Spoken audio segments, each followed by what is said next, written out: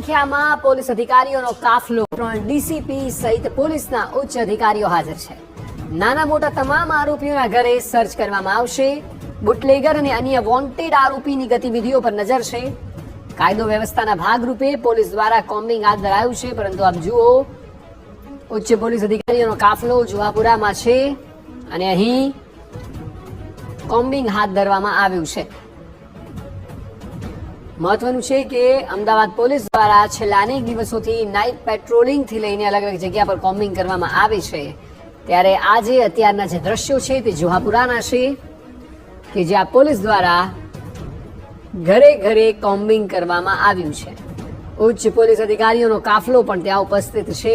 JCP, 3 DCP સહિતના અધિકારીઓ હાજર છે. નાના મોટા તમામ આરોપીઓ જે છે તેમના ઘરે પણ સર્ચ કરવામાં આવશે.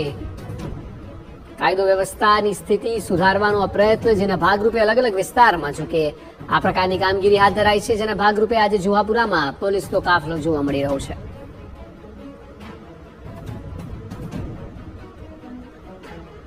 છેલ્લા ઘણા દિવસોથી જ્યારે પોલીસે સતત પૂછવામાં આવ્યું કે કેમ અમદાવાદનો કાયદો વ્યવસ્થા બગડી રહ્યા છે, ત્યારબાદથી પોલીસે અલગ અલગ ટીમો બનાવીને કોમ્બિંગ હાથ ધર્યું, નાઇટ પેટ્રોલિંગ કર્યું. તમામ જગ્યાએ વાહનોના ચેકિંગથી લઈને ઘરના પણ ચેકિંગ કરવામાં આવી રહ્યા છે. ત્યારે આપ જુહાપુરાના દ્રશ્યો હાલ જોઈ રહ્યા છો. બુટલેગર હોય કે અન્ય વોન્ટેડ આરોપીઓ તમામ પર પોલીસની નજર છે.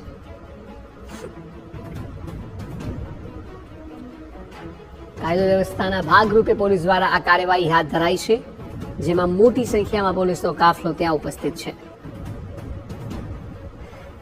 ગુનાખોરીને ડામવા માટેના આ પ્રયત્નો છે કે જ્યાં આજે જુહાપુરામાં કોમ્બિંગ છે, પરંતુ અલગ અલગ વિસ્તારોમાં આ પ્રકારની ગતિવિધિઓ પોલીસ તરફથી છેલ્લા ઘણા દિવસોથી જોવા મળી રહી છે. વધુ માહિતી આપી રહ્યા છે સંવાદદાતા હરીન માત્રાવાળિયા. હરીન, જણાવો કે કેટલી વ્યાપક પ્રમાણમાં પોલીસની ફોર્સ ત્યાં છે, કયા પ્રકારે ચેકિંગ હાથ ધરાયું છે?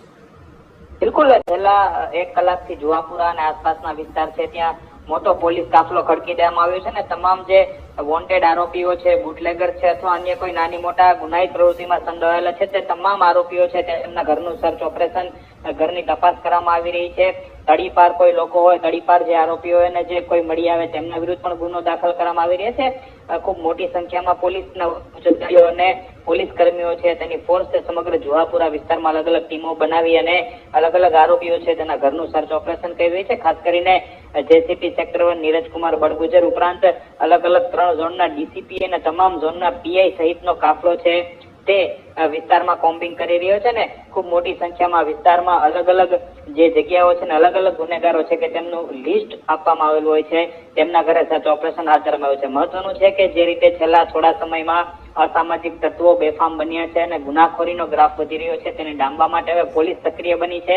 અને જે રીતે ગૃહ રાજ્યમંત્રી હર્ષ સંઘવી દ્વારા પણ કહેવામાં આવ્યું છે કે પોલીસને રસ્તા ઉપર જોવા મળશે, એટલે કે જે યોગ્ય કામગીરી કરવાની હોય છે આ પ્રમાણે કોમ્બિંગ અથવા તો અન્ય જે કામગીરી કરવાની હોય છે તે કરતી જોવા મળશે અને તેના જ ભાગરૂપે છે અત્યારે પોલીસ દ્વારા કોમ્બિંગ હાથ ધરવામાં આવ્યું છે. જી, સાથે જે જાણવા માંગીશું કે જ્યારે કોમ્બિંગ આટલી વ્યાપક પ્રમાણમાં હાથ ધરાય છે, છેલ્લા થોડા દિવસોની આ પ્રક્રિયા છે, ત્યારે આપે જણાવો કે જુહાપુરામાં કોમ્બિંગ કરતી વખતે પોલીસે ખાસ ધ્યાન શું રાખ્યું? કારણ કે દરેક વિસ્તાર સંવેદનશીલ છે, તેમાંથી જુહાપુરા આવે છે, એટલે સંવેદનશીલ વિસ્તારોમાં અલગ પ્રકારે કોમ્બિંગ થતું હોય છે. બિલકુલ, અમદાવાદના ઘણા બધા એવા વિસ્તારો છે કે તે સંવેદનશીલ છે, ત્યારે મોટી સંખ્યામાં પોલીસ કાફલો ખડકી દેવામાં આવે છે. કોઈ પણ અનિચ્છનીય બનાવ ન બને અથવા તો કોઈ પણ પ્રકારનું ઉશ્કેરણીજનક વાતાવરણ ન સર્જાય તેનું પણ ખાસ ધ્યાન રાખવાનું છે. પરંતુ ગુનેગારો મોટા ભાગે સ્થાનિક ગુનેગારો હોય છે, દરેક એરિયામાંથી જોવા મળતા હોય છે અને તેમના ઉપર પોલીસનો ડર યથાવત રહે, તે કોઈ વધુ ગુનાહિત પ્રવૃત્તિમાં ન ધકેલાય તેને લઈને પણ પોલીસ છે તે સાવચેત રહેવા જે પ્રક્રિયા ધરતી હોય છે ને તેના જ ભાગરૂપે છે આ કોમ્બિંગની કાર્યવાહી હાથ ધરવામાં આવતી હોય છે. જી બિલકુલ હરીન, આભાર સમગ્ર માહિતી બદલ. તો સંવેદનશીલ વિસ્તારમાંનો એક છે જુહાપુરા કે જ્યાં કોમ્બિંગ હાથ ધરાયું છે.